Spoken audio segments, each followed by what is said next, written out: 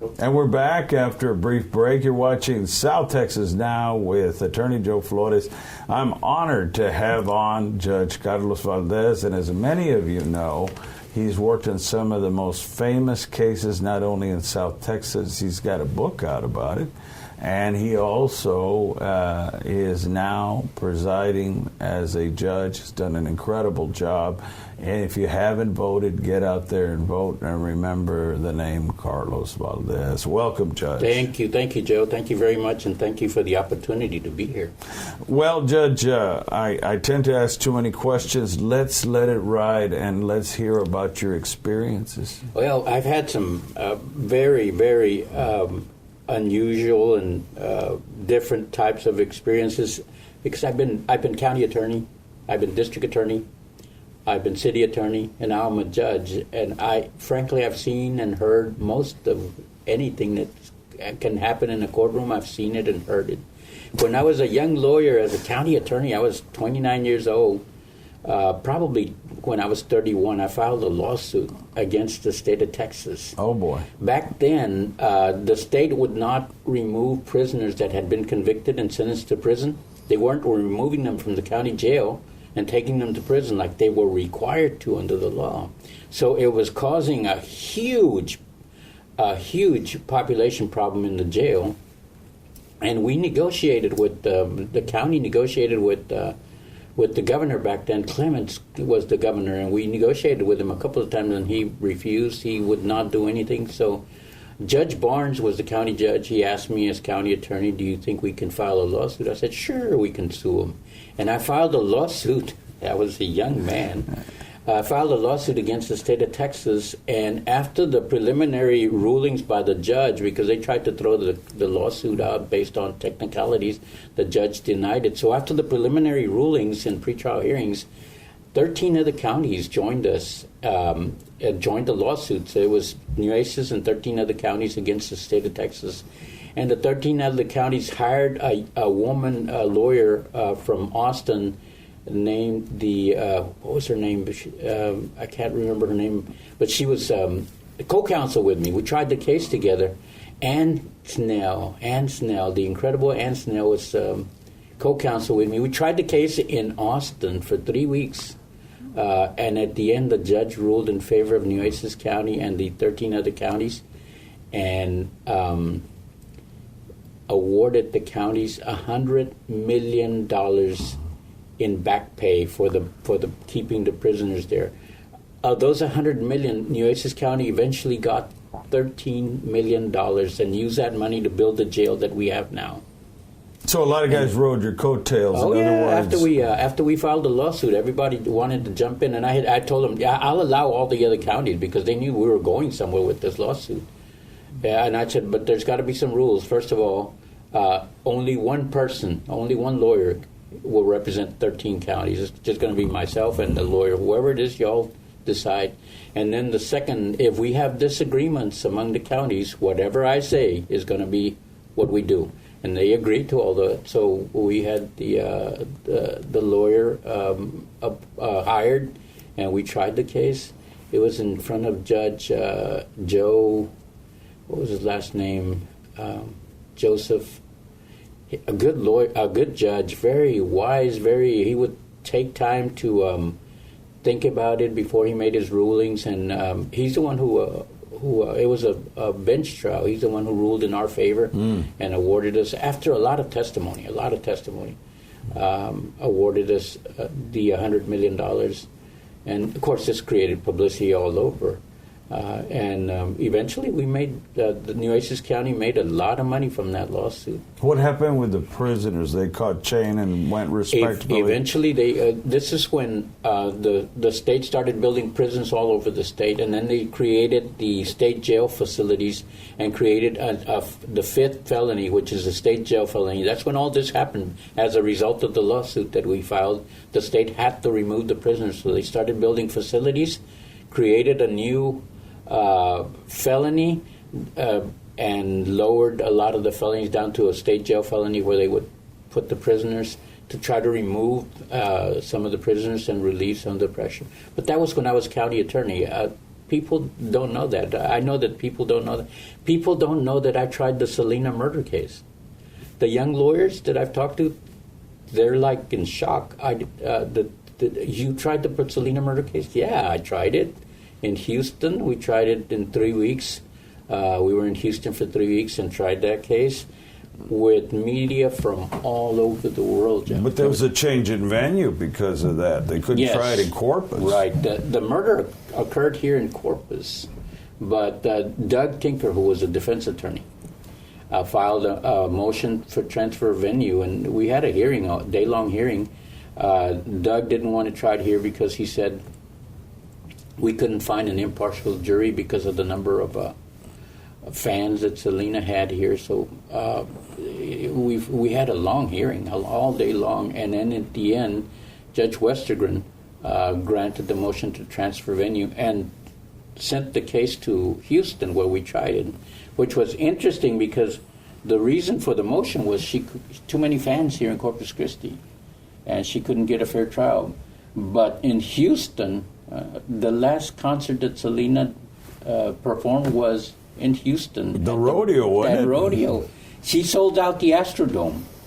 So if Selena had fans here, she had a lot more fans in Houston, and that's where we ended up trying the case. And did you even get to find a parking space at the Harris County? I know it's a real armpit when you're trying to find. The most difficult thing was getting from the hotel to the courthouse, and fortunately they had roped off and had police protecting the parking space so we could go in and get off and get into the courthouse. We had a secure parking. And her assailant, Yolanda, how would they bring her in the courtroom? I don't know where she was being held, but the sheriff's department brought her in with security. And in Houston, in the city of Houston, they have underground tunnels, and we could go through those tunnels to try to get away from the courthouse, because the courthouse was surrounded every day by thousands of people. So the people there at the DA's office in Houston helped us quite a bit. They would take us down into the tunnels, and we would go to the tunnels and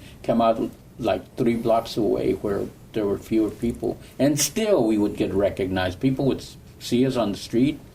Wherever we went, we couldn't go in without being recognized. The Selena lawyers, the Selena lawyers. So what I can never convey to people is how much pressure there was, Joe.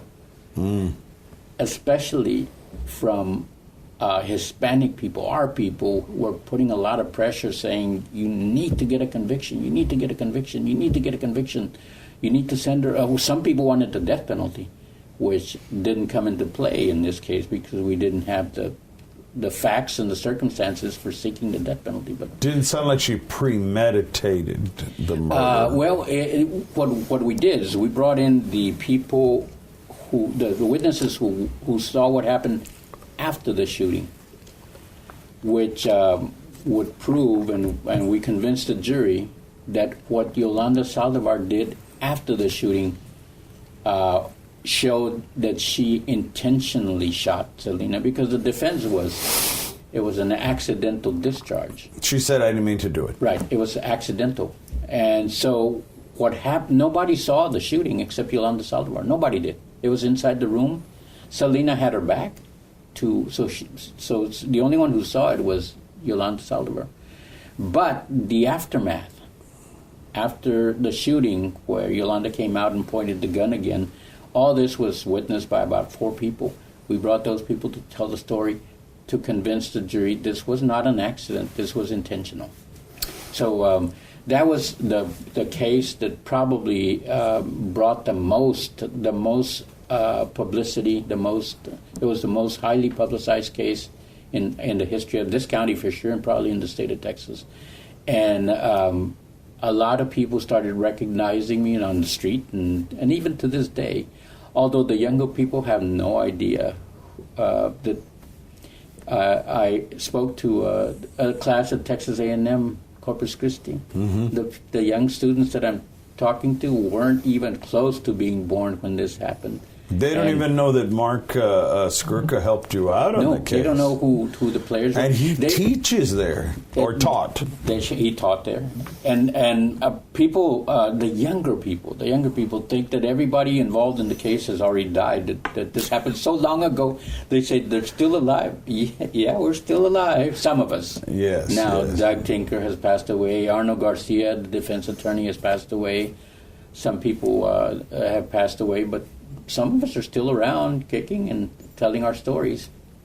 What's it like being a judge now? And I know that you have an opponent, even though you have such name ID and everything, you can never take it for granted. Right. Block walking, you don't have time to knock on 1,000 or 1,000,000 doors.